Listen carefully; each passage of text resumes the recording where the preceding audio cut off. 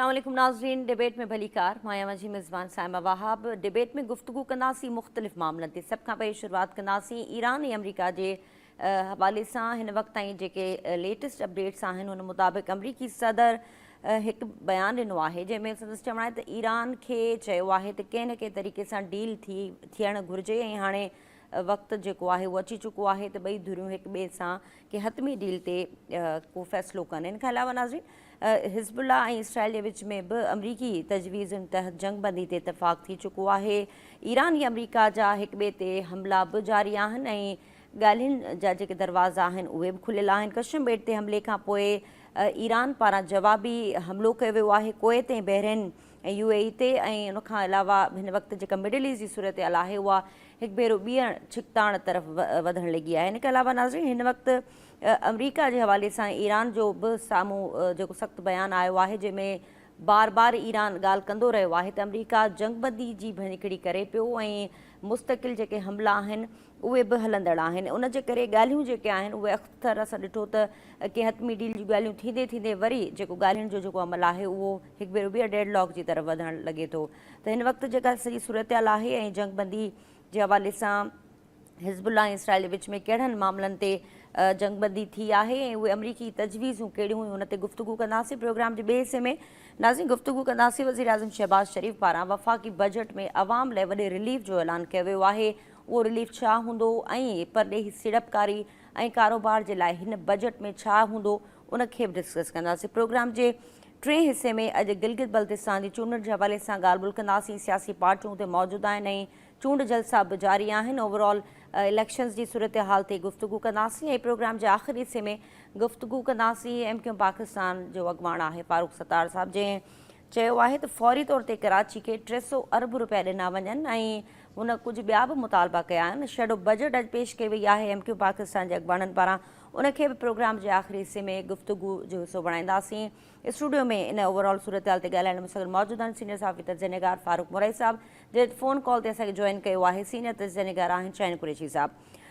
फारूक साहब तव्हांजी इजाज़त सां शुरुआत शाहीन कुरैशी साहब का। शाहीन साहब इस वक्त हम बात कर रहे हैं ईरान और अमरीका के हवाले से। 12 अमरीकी सदर ये कहते रहे हैं कि डील होने वाली है और हम देखते हैं कि सडनली जो बात का जो अमल है जो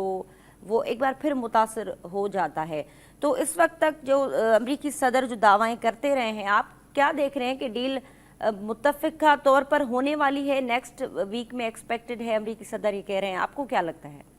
जी शुक्रिया साहिमा वहाब साहिबा।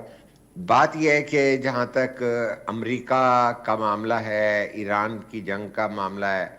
तो अमेरिका इसराइल जो भी गेम कर रहे हैं, जो भी खेल खेल रहे हैं, जो मजालिम ढा रहे हैं ऑलरेडी मिडिल ईस्ट में, इस पे बहुत बात हो चुकी है। खुद जो है प्रेसिडेंट ट्रम्प जो है वो उनकी क्रेडिबिलिटी पे बहुत बात हो चुकी है। उनके काबिल भरोसा ना होना, उनका सुबह और शाम का बयान बदल जाना, उनका फिर कहना, जिस तरह उन्होंने गुज़िश्ता रोज ये भी कह दिया कि जो है सुप्रीम लीडर ईरान से भी उनकी बात हुई है और वो भी उसके अंदर इन्वॉल्व हैं और वो बातचीत में हिस्सा भी ले सकते हैं। और कभी वो कुछ कहते हैं, एक दिन पहले उन्होंने कहा कि इस हफ्ते के अंदर हो जाएगा। तो हम ये सारी चीज़ें देख रहे हैं। उसके पैरेलल जो है खुद इसराइल वहाँ हमले कर रहा है। लेबनान में 20-20 मील जो है अंदर घुस गए हैं, स्ट्रेटेजिक जगहों पे उसी तरह कर रहे हैं जिस तरह गोलान की पहाड़ियों में, सीरिया में और दीगर जगहों पे। उसका फैलाव देखें कि अगर 70 साल में इसराइल कितना ज़्यादा फैल चुका है अगर आप देखें तो उस तमाम चीज़ों को भी कवर करते हैं। उसके अंदर जो अमूमी तौर पे समझा जाता है कि कॉस्मेटिक चीज़ें होती हैं कि ये भी कह दें कि जी नेतन्याहू का दिमाग ख़राब है, और गुज़िश्ता रोज़ एक स्पॉन्सर्ड क्वेश्चन में ये भी कह दिया कि हाँ मैंने सख्त बातें की थी, गुस्सा तो नहीं आया था। तो कहने का मकसद है कि ये आज भी अगर आप देखिए तो लेबनान में 3 हेल्थ वर्कर और 1 फौजी भी समेत 16 आदमी जो हैं सुबह से अब तक शहीद हो चुके हैं, बेगुनाह लोग। तो बेगुनाह लोग चाहे वो गजा में मारे जा रहे हों, चाहे लेबनान में जा रहे हों, चाहे वहाँ ज़मीनों पर कब्जे किए जा रहे हों, ये तमाम चीज़ें जो हैं वो पैरेलल हो रही हैं। जबकि ये मुआहदा جو تھا, جو ایم او یو تھا جو پاکستان کے ذریعے ہوا تھا, جس کی تصدیق ہوئی تھی, اس کے اندر لیبنان بھی شامل تھا. تو لیبنان کے اوپر صحیح رد عمل ایران نے دیا. میں یہ سمجھتا ہوں کہ یہ فلوئڈ ہیں معاملات, جب تک کہ مڈل ایسٹ کے اندر جو مسلمان ممالک کہلاتے ہیں یا خلیجی ممالک کہلاتے ہیں, جب تک ان کے درمیان کوئی جو ہے سچائی اور دیانتداری کے ساتھ جو ہے معاملات طے نہیں پا جاتے کہ بھئی اب یہ سچویشن بنی ہوئی ہے کہ جی کویت کے جو ہے جہاں اڈے ہیں امریکہ کے, وہاں پہ جو ہے میزائل مار دیا امریکہ نے, ایران نے, اور امریکہ نے روک دیا, اور اب اس کی مذمت لیبنان بھی کر رہا ہے. وہ بھی ان کے سفارتکار بلا کے کویت والے انہیں غیر پسندیدہ شخصیت قرار دے رہے ہیں. تو بات یہ ہے کہ جب کسی میرے گھر سے اگر آپ کے گھر پہ خدا نخواستہ پتھراؤ ہوگا تو آپ مجھے اپنا دشمن ہی قرار دیں گے نا. تو میں سمجھتا ہوں کہ مڈل ایسٹ کی جو ساری سچویشن ہے, اور چاہے یہ معاہدے ہوں, چاہے ایران کے ساتھ امریکہ کا معاہدہ ہو جائے یا کچھ بھی ہو, یہ تمام اس ساری بات کا الٹیمیٹلی انحصار جب ہوگا جب مسلم قوم جو مسلمان ہونے کی بات کرتے ہیں, ہم جب اپنا تجزیہ دیتے ہیں تو ہم اس کے اندر گریٹر اسرائیل کی بات کرتے ہیں, زائونسٹ ریاست کی بات کرتے ہیں, زائونسٹ انفلوئنس کی بات کرتے ہیں, جو ریپبلکن یا ڈیموکریٹس کی جو ہے کانگریس کے اندر بھی اپنا انفلوئنس کرتے ہیں. چاہے وہ جو ہے جو بائیڈن ہو, انہوں نے بھی غزہ پہ وہی مظالم ڈھائے ہیں جو کہ ٹرمپ کے دور میں ہوئے. تو ایسی صورتحال کی وجوہات ہیں کہ ہم جو ہیں 50 کے قریب ملک ہیں, اور جو ہے ہم اتنے سے اسرائیل کو اپنی عمر میں ہم بوڑھے ہوتے جا رہے ہیں, ہم دیکھ رہے ہیں کہ اسرائیل بڑھتا جا رہا ہے. تو یہ جو مذاکرات جاری ہیں, ان میں روز آنا, شب و روز تبدیلی آنا, ایک میزائل آ جانا, پھر جو ہے ٹرمپ کا بیان بدل جانا, تو یہ چیزیں جو ہیں یہ متقاضی ہیں کہ یہ انٹیلیجنس یا اس کے اوپر بڑی سچائی کے ساتھ اور بڑے کروڑ طریقے سے بات کرے کہ جو ہے جو مسلم قیادت ہے اس پہ ذمہ داری آتی ہے کہ یہ جو قتل عام ہو رہا ہے اس میں اگر وہ کھل کر اور دیانتداری سے اور روبرو اللہ کی یہ باتیں نہیں کریں گے تو یہ جواب دے ہوں گے کہ بھئی اس طرح بے گناہ لوگ چاہے غزہ میں ہوں, چاہے آپ دیکھیں نا کہ 1 ملین آدمی عراق میں جو ہے مار دیا گیا کہ جی ویپن آف ماس ڈسٹرکشن ہے. تو اس کے اندر ہمارے خلیجی ممالک کا, اسلامی ممالک کا کیا اس میں لین دین ہوتا ہے؟ تو جب ہم 1 ملین پہ چپ رہتے ہیں اور یہ روایت بن جائے کہ غزہ میں 100 آدمی 50 آدمی بھی مر جائیں, امریکہ کے تو 13 فوجی مرے ہیں صرف, تو وہاں پہ جو ہے وہ سینٹ کی خارجہ کمیٹی میں اس کو رگید رہے ہیں پکڑ کے کہ بھئی آپ تو منتیں سماجتیں کر رہے ہیں, لیکن یہاں پہ درجنوں جو ہیں ملک مسلمان ملک وہ جو ہیں باتیں کرتے ہیں, OIC بناتے ہیں, گلف کونسل بناتے ہیں. ان کے اوپر عوام الناس میں یہ بیداری آنی چاہیے کہ بھئی آپ جو ہیں کن کے ساتھ کھڑے ہیں. تاریخ کے اس دھارے پر جب بے گناہ لوگوں کا قتل ہو رہا ہے آپ اپنی جو ہے سمت کا تعین کریں. اس طرح تو جو ہے امریکہ کبھی کویت کے ذریعے, اور آپ دیکھ لیجئے کہ اب یہ باتیں کی جائے, ہمیں پتہ ہے کہ ہمیں جو ہے فورن ریمیٹنس جو ہے سعودیہ سے آتا ہے, UAE سے آتا ہے, گلف سے آتا ہے, یورپ امریکہ سے آتا ہے, ہمیں پتہ ہے, ہم کوئی انتہا پسندی کی بات نہیں کر رہے. لیکن مسلمان ممالک جب آپس میں یہ قیادتیں ملتی ہیں تو ان میں کوئی حق کی بات کرنے والا بھی ہو. شاہ فیصل بھی کوئی ہونا چاہیے, کوئی ذوالفقار علی بھٹو بھی ہونا چاہیے, کوئی ہواری بومدین بھی ہونا چاہیے, کوئی ایدی امین بھی ہونا چاہیے, تو اس طرح کی قیادت بھی ہونی چاہیے کہ جو کسی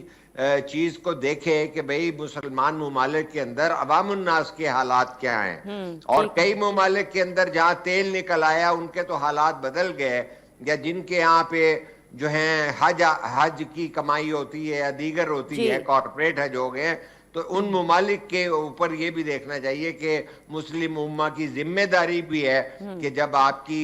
جیب میں اتنا کچھ آ رہا ہے تو وہ اصلوں میں چلا جاتا ہے, لیکن آپ کی حفاظت تو امریکہ نہیں کر پاتا. تو میں یہ سمجھتا ہوں کہ انٹیلیجنسیا کو آواز جو ہے بلند کرنی چاہیے تاکہ मुसलमान जो है सरबराहान के ऊपर ये प्रेशर आए और उसके असरात जो हैं सामने आए। ठीक है। अच्छा फारूक साहब, तव्हां कीअं पिया ॾिसो ईरान अमेरिका जे विच में मुस्तक़िल ॻाल्हियुनि जो जेको मरहलो हुयो, हलंदड़ हुयो, तोड़े जो हमला बि जारी आहिनि ऐं उन जे बावजूदि अमरीकी सदर पुरुमीद आहे त ॻाल्हियूं जेके आहिनि उहे अॻु भराई जी तरफ़ वधनि पियूं ऐं कंहिं न कंहिं डील ते असां हाणे पहुचण वारा आहियूं। हिन भेरे जेको तव्हां ॾिठो त जवाबी ईरान जेको वार कयो आहे कुवैत ऐं बहरीन ऐं UAE ते, उन खां अलावा तव्हांखे लॻे थो त हिन वक़्तु जेको मिडल ईस्ट जी सूरत आहे, हिन वक़्तु ईरान ऐं अमरीका जे विच में जेको बि छिकताण जो मामिलो आहे उन में मिडल ईस्ट बि हिकिड़ी वॾी रुकावट आहे ॻाल्हियुनि जे तइ थियण लाइ? जी बिल्कुलु महिरबानी। असल में ॻाल्हि इहा आहे त जेको ईरान जेको आहे सो बिल्कुलु इहो इल्ज़ाम हयो आहे कुवैत ऐं बहरीन ते त भई जेको आहे असां ते जेको हमिलो थियो आहे उन में जेको आहे ॿिन्ही मुल्कनि जी जेका ज़मीन इस्तेमालु थी आहे उहा उन सरज़मीन ते हमिलो कयो वियो आहे। ऐं हुन इहो बि चयो त भई जेके इहे जेके मुल्क आहिनि इहे इनडायरेक्ट जेको आहे सो ईरान ते हमले में मुलविस आहिनि ऐं असांजो हक़ आहे त असां इन्हनि ते जवाबी जेको आहे सो हमिलो कयूं। इहा असांजी ज़िमेदारी आहे त भई इहा बैन अक़वामी जेके कानून आहिनि उन जे तहत जेको आहे सो ईअं न थियणु खपे, लेकिन असां उन ते जवाबी कार्रवाई जो हक़ु रखूं था। ऐं ॿिए पासे जेको आहे सो ईरान जो जेको पार्लियामेंट जो जेको कमेटी ख़ारजा पॉलिसी जो जेको तर्जुमान आहे इब्राहिम रज़ाई, उहो चए थो त अमरीका खे जेको आहे सो इहा हक़ीक़त इहा आहे त भई साबित कयो अमरीका त हू सफ़ारतकारी जी ज़बान न मीज़ाइलनि जी ज़बान सम्झनि था। ऐं हुन इहो क्लियर चयो त भई जेको आहे सो ईरानी पासदारनि जेको हमिलो कयो आहे, जेको अमरीका जे तरफ़ां जेको जज़ीर कशम आहे उन ते जेको आहे हमिलो थियो, जंहिंमें हुननि हिकिड़ो मुवासिलाती टावर खे जेको आहे नुक़सानु पहुचायो आहे, जंहिंजे जवाब में जेको आहे सो ईरान जेको आहे सो पंजे बहरी ॿेड़े जे हेडक्वाटर ते हमिलो कयो आहे ऐं ईरान जे हिकिड़े इसराइल ऐं अमरीका जे हिकु जेको बहरी जहाज़ ते बि हमिलो कयो वियो आहे ऐं कुवैत ऐं ॿियनि मुल्कनि जे जेके जंहिं सरज़मीन जितां इहे जेको आहे जहाज़ उथिया, जिते जेको अमरीका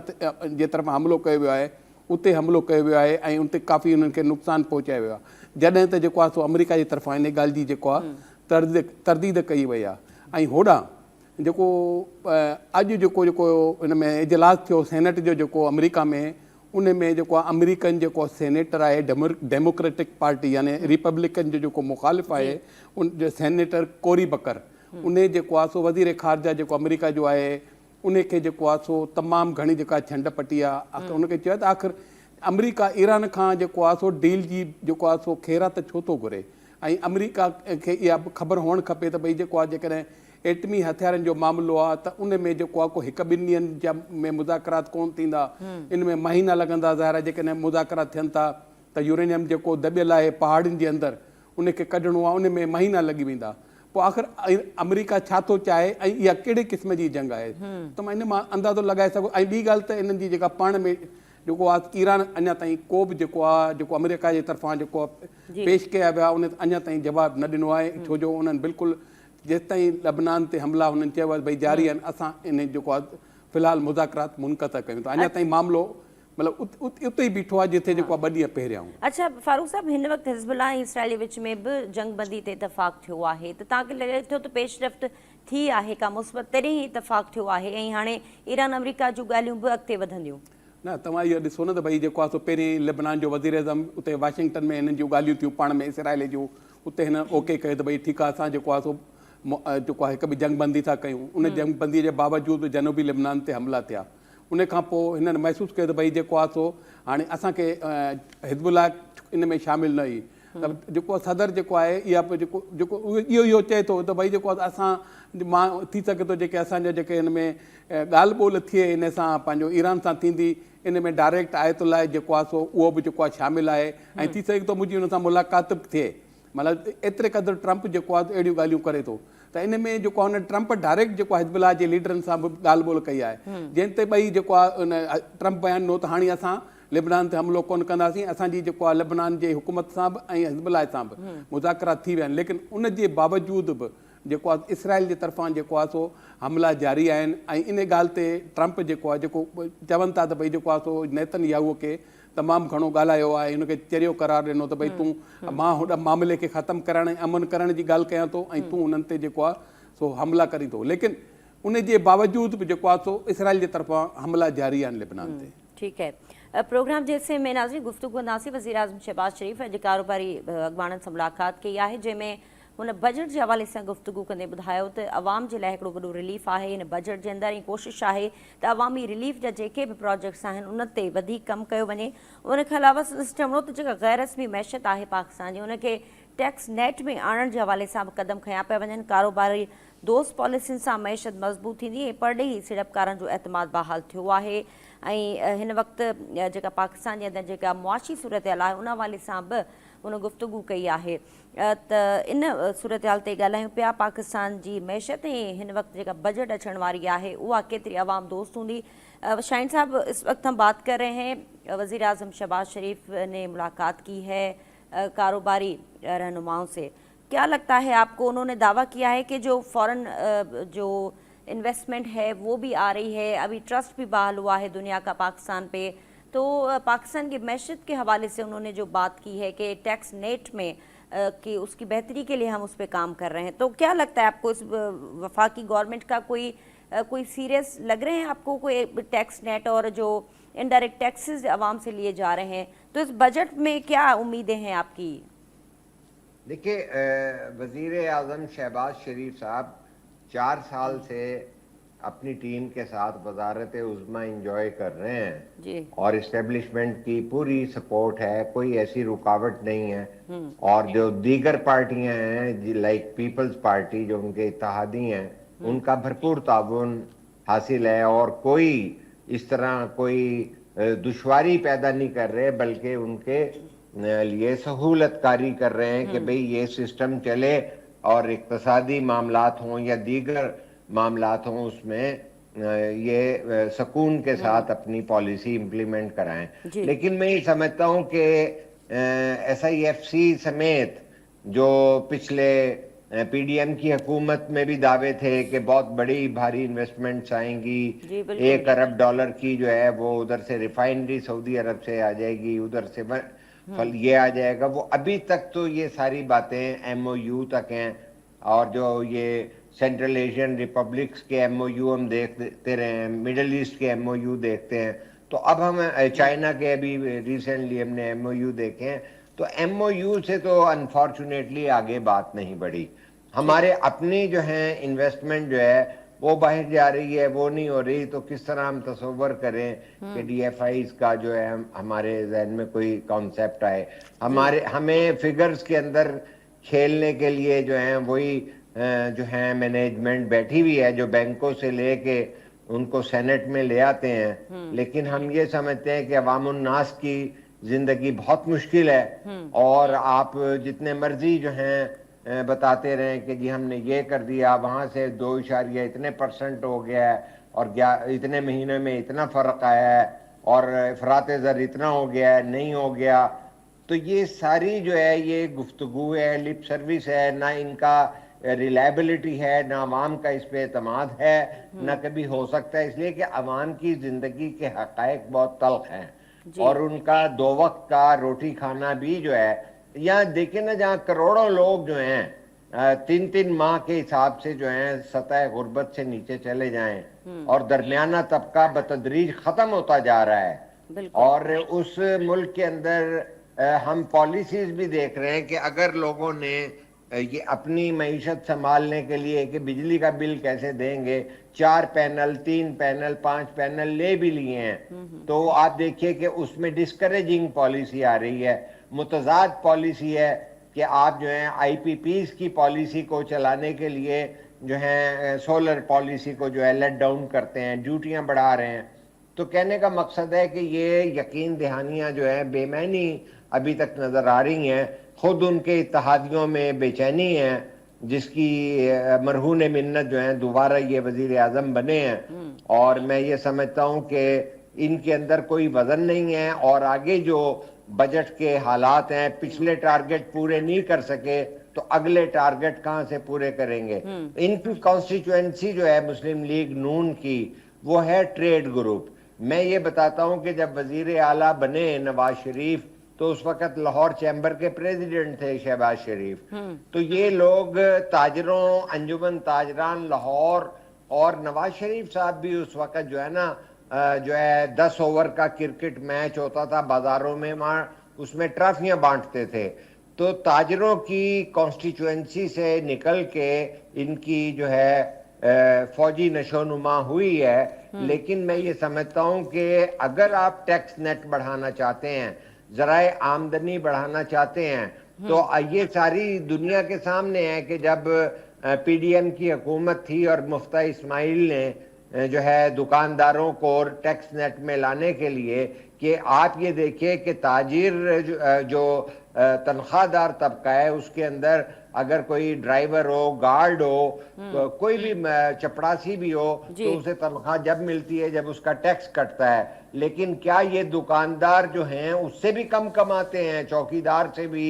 और गार्ड से भी, लेकिन उसको टैक्स नेट में नहीं लाए। और ये मरियम नवाज का ट्वीट रिकॉर्ड पे मौजूद है कि उसने कहा और जो है ये वापस ले लिया गया और वो टैक्स नेट में ताजिर बरादरी नहीं आई। तो आप आमदनी कैसे बढ़ाएंगे, एक्सपोर्ट कैसे बढ़ाएंगे, कॉन्फिडेंस कैसे बिल्ड करेंगे, ये लफाजी में कब तक घेरेंगे?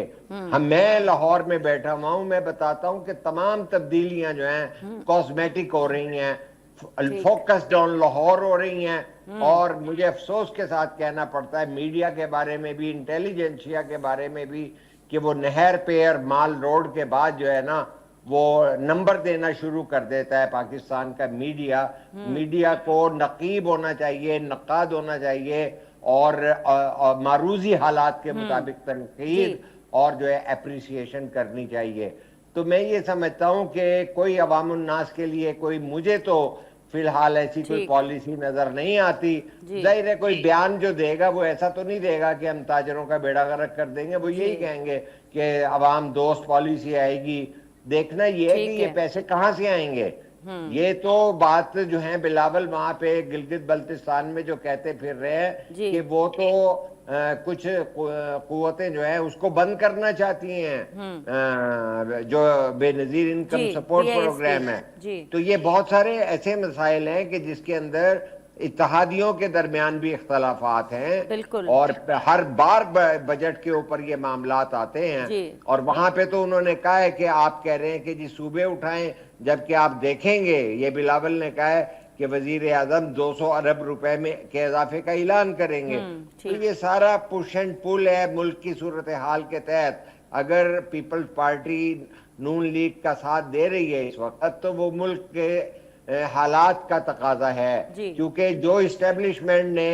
एक सिलेक्टेड को ला के मुल्क के अंदर एक मामला पैदा किया और उस मामले से आज तक पाकिस्तान की निजात नहीं मिली, तो इसके इर्द गिर्द ही सियासत घूम रही है। ठीक है शाहीन कुरैशी साहब, बहुत शुक्रिया आपने वक्त दिया। नाज़रीन, प्रोग्राम में गुफ्तगू जो सिलसिलो जारी है, हिते मुख्तसर ब्रेक वठूं था, असां सां गॾु रहिजो।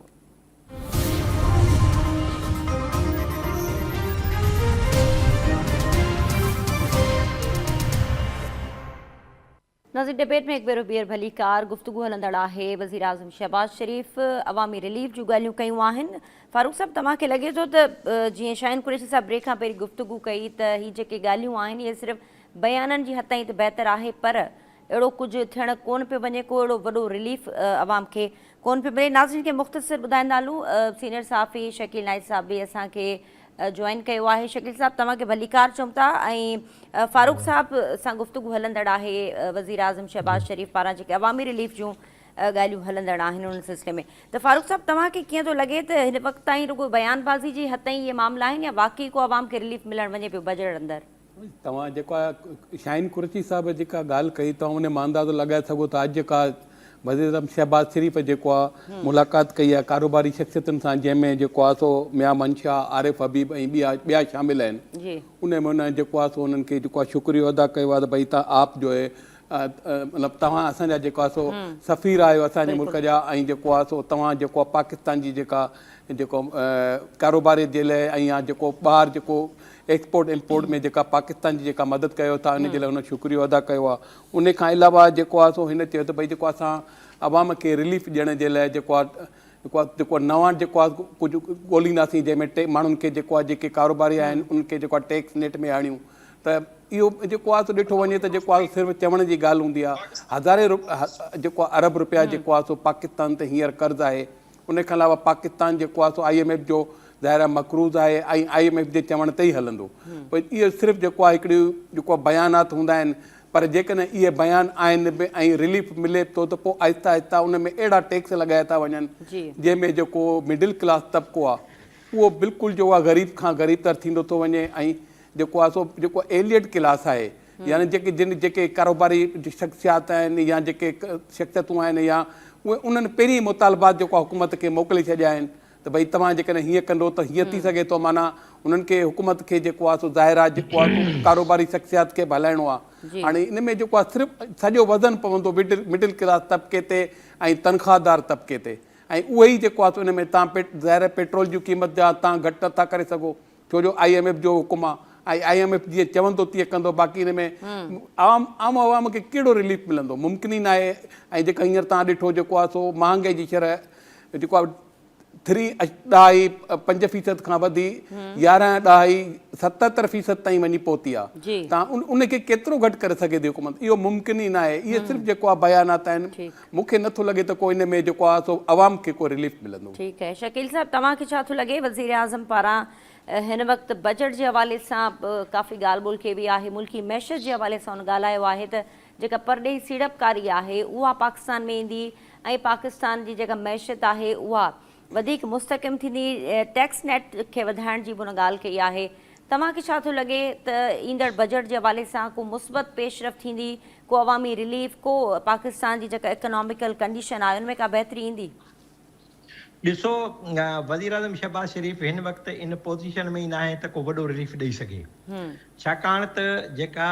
नार वारी जंग आहे उन नार वारी जंग में असांजे पाकिस्तान जे लाइ तेल जो मसइलो ई न आहे। छाकाणि त जेकॾहिं उते अमेरिका जी ब्लॉकेट आहे तॾहिं बि असांजा जहाज़ अची वञी सघनि था। ऐं ईरान जेकॾहिं उन आबना हुर्मुज़ में उन पंहिंजी ब्लॉकेट लॻाई आहे त उते पाकिस्तान जा जहाज़ अचनि वञनि पिया। त वफ़ाक़ी सरकार इहो ॿुधाइण में नाकाम वई आहे या इन इहो ॿुधाइण जी पोज़ीशन में न आहे त जॾहिं असांजो तेल बि अचे पियो, तेल जे रुकजण जो को ख़तरो कोन्हे त पोइ तेल 385 या 386 रुपया छो हुजे। जॾहिं त इंडिया जे लाइ बाक़ाइदे केतिरा ई जहाज़ ईरान रोके छॾिया आहिनि, केतिरा जहाज़ वापसि थी विया आहिनि, त इंडिया जो तेल जेको आहे उनजी क़ीमत न आहे वधी। वज़ीर आज़म शहबाज़ शरीफ़ या परॾेही ॾिसो परॾेही कीअं सीड़पकारी आणींदो, हिकु त जंग आहे। ॿी ॻाल्हि इहा आहे त जॾहिं ही सीपेक इमरान ख़ान जे दौर में बंदि थियो त तव्हां इहो तसवर कयो त अञा सूदो सीपेक मुकमिल तौर ते कोन पियो हले। जॾहिं तव्हांजो सीपेक हले, तव्हांजी जेका ही सॼी जेका इन गवादर खां या इवन उनखे कंहिं हंधि खां कराची बंदरगाह खां बि जो उन करिणो आहे उन्हनि खे अटैच, त जॾहिं तव्हांजो इहो अच वञा थींदो तव्हांजो सॼी दुनिया में विच एशिया ते एशियाई मुल्कनि ताईं, रूस ताईं या चीन ताईं तव्हांजो जॾहिं सामान वेंदो, सामान ईंदो त तव्हांजी परॾेही सीड़पकारी थींदी। परॾेही सीड़पकारी करण खां अॻु में सभ खां पहिरीं अमन अमान जी बहाली तव्हांजे लाइ ज़रूरी आहे। बलूचिस्तान ऐं ख़ैबर पख्तूनख्वा में तव्हां सूरत ॾिसी रहिया हो, उते अवी ॾिसो पिया त आम माण्हू केॾो उन जानी नुक़सान पियो पहुचे, जेके असांजी हथियारबंद फ़ौजियूं उन्हनि खे। त वज़ीर आज़म कहिड़े नुक़्ते ते माना चई रहियो आहे त असां रिलीफ इहो ॾींदो त पघार वधाईंदो 10%, उन में 4% 5% टैक्स लॻाईंदो,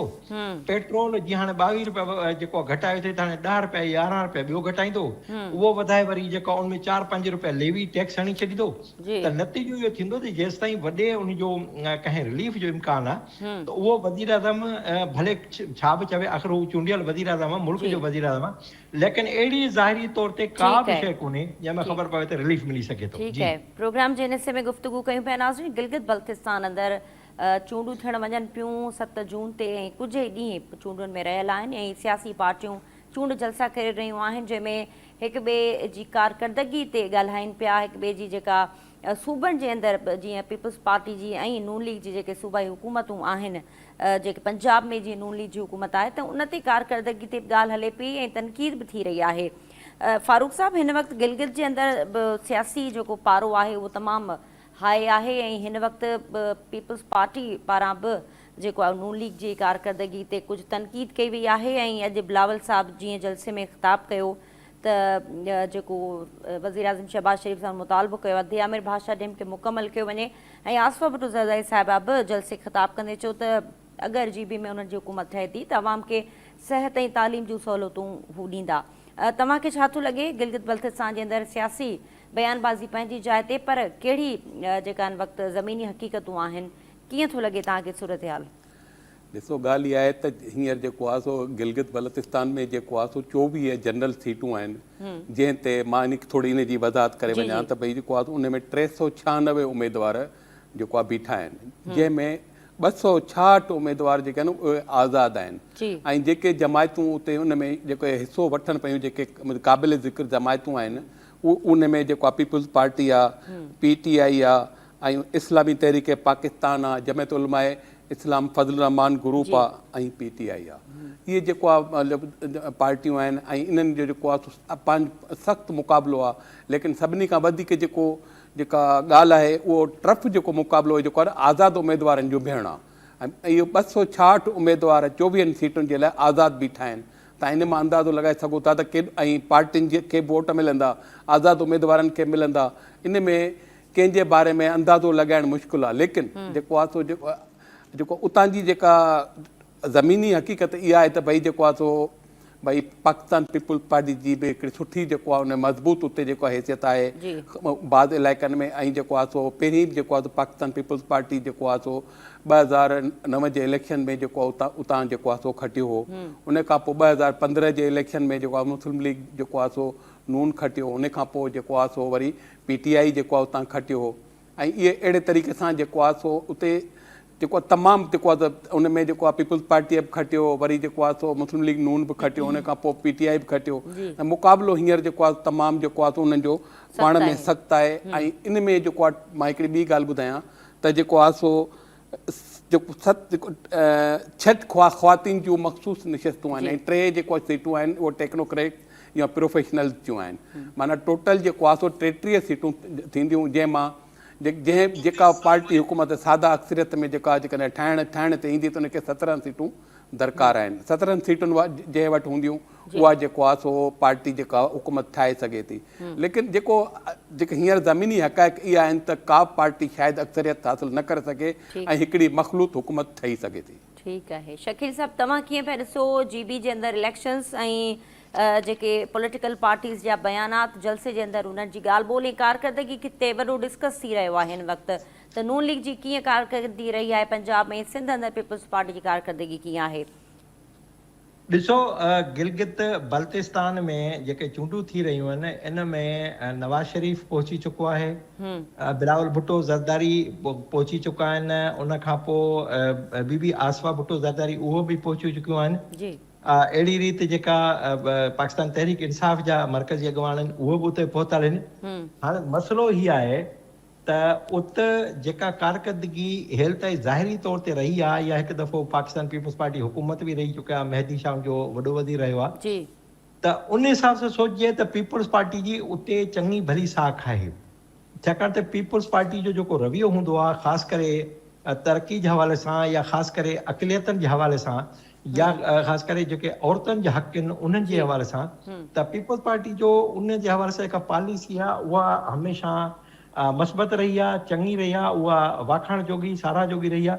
उन करे जेके ज़ाहिरी तौर ते चवनि थियूं त जेको असुल चोटी जो मुक़ाबिलो थींदो या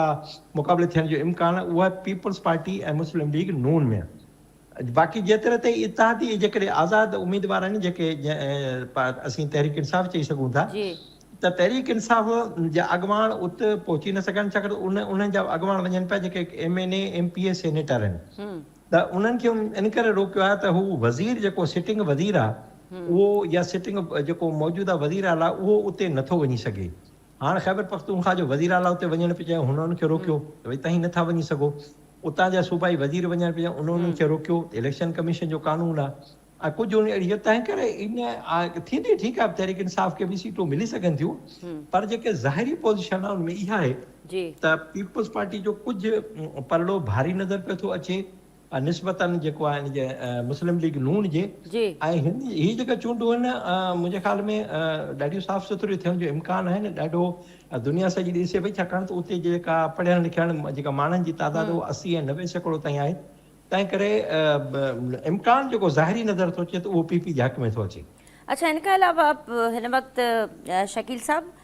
गिलगित बल्तिस्तान जी चूंडुनि में गॾियल उम्मीदवार ते हिन वक़्त ताईं जेको डेडलॉक बरक़रार आहे, जेके PTI जे इतिहादी पार्टियूं आहिनि, उहो को नतीजो खेज़ उन्हनि ॻाल्हियुनि जो न निकिरी सघियो आहे, को मुतफ़िक़ उम्मीदवार बि साम्हूं रखी सघियो आहे। उन जी हिकिड़ी वजह इहा आहे त जेको शहबाज़ शरीफ़ आहे उहो हिन नार वारी जंग जे करे केतिरनि परॾेही दौरनि या चीन वञण या ॿिनि उन में हू ॾाढो मसरूफ़ आहे। चेयरमैन पाकिस्तान पीपल्स पार्टी छाकाणि जेको सिंध में कुझु उन जा मसरूफ़ियत उन खां पोइ हू तहले वियो। नवाज़ शरीफ़ जेको आहे उहो न त सदर आसिफ अली ज़रदारी सां मुलाक़ात करे सघिया न ई बिलावल भुट्टो ज़रदारी सां। सो इहो जेको गैप आहे नार जी जंग जे करे या हुकूमती मामला आहिनि, महांगाई आहे, पेट्रोल आहे, सो जेकॾहिं शहबाज़ शरीफ़ इन्हनि सभिनी शयुनि खां उनखे वक़्तु मिले हा या उहे सभु शयूं जे साम्हूं न अचनि हा त मुमकिन आहे त वज़ीर आज़म शहबाज़ शरीफ़ वेही नवाज़ शरीफ़ खे विहारे, सदर आसिफ अली ज़रदारी खे विहारे या बिलावल भुट्टो ज़रदारी खे विहारे त उहो कान का हिकिड़ी हिकमत अमली ठाहिण में कामयाबु वञा। पोइ इन करे विछोटियूं पैदा थियूं त छाकाणि त ॿई जेके क़यादतूं हुयूं उहे हिकिड़ी टेबल ते वेही न सघियूं। शकील साहब, PTI जूं जेके PTI जूं इतिहादी पार्टियूं आहिनि, उन्हनि जो को गॾियल उम्मीदवार हिन वक़्त ताईं फ़ैसिलो न थी सघियो आहे। ॾिसो उन जो सबबु इहो आहे त ॾिसो PTI में हिन वक़्तु हिकु न पर 3-4 ग्रुप कमु करे रहिया आहिनि। मतलब अमी अंदाज़ो लॻायो त अली अमीन गंडापुर खे वॾ वज़ार तां हटायूं त उन जहिड़ो शेर अफ़ज़ल जेको उनजो मरवत आहे उहो वफ़ाक़ी आइनी अदालत में वियो आहे त हिकु सज़ा याफ़्ता शख़्स यानी इमरान ख़ान उनखे हटायो आहे, लिहाज़ा उनखे बहाल कयो। त अमी अंदाज़ो लॻायो त उन्हनि जा बैरिस्टर गोहर जो पंहिंजो ग्रुप आहे, अली ज़फ़र वारनि जो पंहिंजो ग्रुप आहे, त इहे सभु इन में इमरान ख़ान जूं भेनर आहिनि, उनजो पंहिंजो ग्रुप आहे। उहो जेको उते इहो वॾो वज़ीर आहे ख़ैबर पख्तूनख्वा जो सोहेल अफरीदी, उनजो पंहिंजो। सो जॾहिं हू पाण हिकु ॻाल्हि ते मुतफ़िक़ न आहिनि, हिकु हंधि गॾु न आहिनि,